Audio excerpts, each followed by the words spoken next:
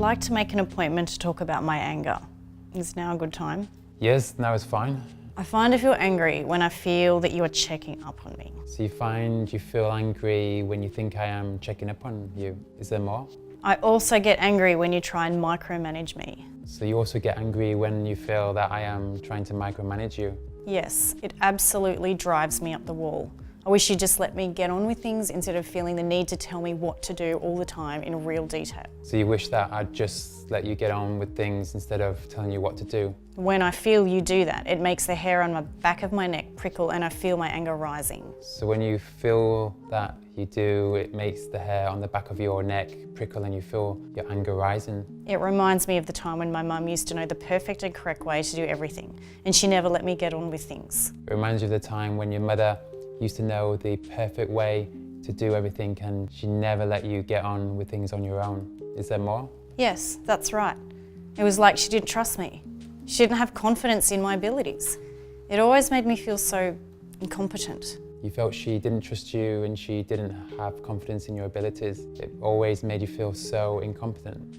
Is there more? It makes me feel so frustrated. It makes you feel so frustrated. Is there more?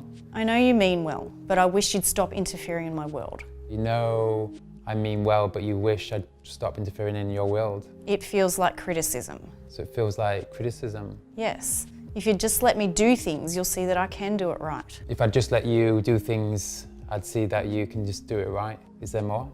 No, I think that's it.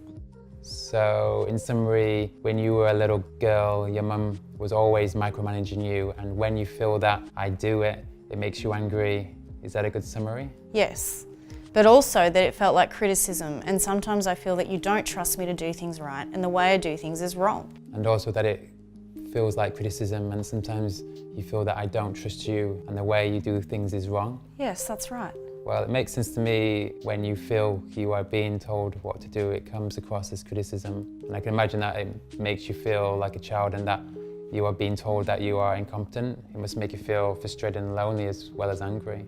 Yes, that's right. When you were talking, what came up for me was that I thought when my dad used to do the same to me. So your dad used to do the same to you? Yeah, he was always telling me what to do and I understood that sense of being criticised. So he was always telling you what to do and you understand the sense of being criticised. Is there more? Yeah, but instead of getting angry, I used to just shut down. But instead of getting angry, you used to shut down. Yeah, I used to just go to my room and read a book and try and learn how to do things just the way he wanted. So you used to try and learn how to do things just the way he wanted. Is there more? I feel upset that I am doing just what my dad used to do to me and your mum used to do to you. So you feel upset that you are just doing what your dad used to do to you and my mum used to do to me? It's rather strange, don't you think? You think it's strange. Is there more? Yeah, I don't want to be like this. I don't want to micromanage you, and I do think that you're capable of doing difficult things. You don't want us to be like this and you don't want to micromanage me, and you do think that I'm capable of doing difficult things. I wonder if you tell me when I'm doing it rather than just get angry, we can change. You'd like me to tell you when I'm doing it rather than just get angry, and you wonder if we could change. I'd like you to know that I have a lot of respect for you and admire your competency. I think you're really good at doing a lot of things. So you'd like me to know that you have a lot of respect for me and you admire my competency. Is there more?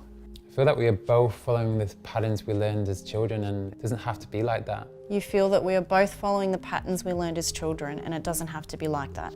Is there more? No, I think that's about it.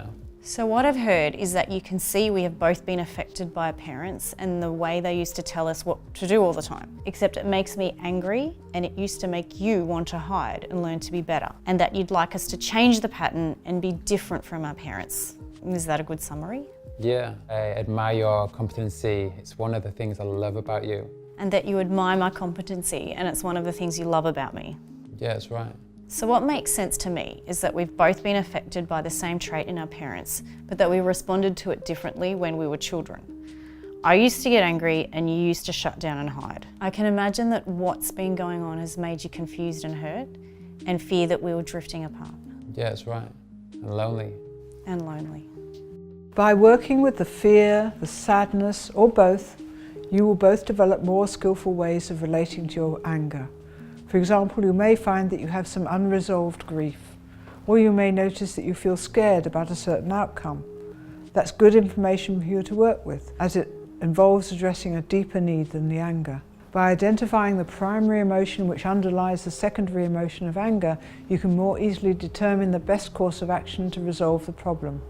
For example, you can figure out whether another's actions are truly unjust and hurtful, or simply a blow to your pride.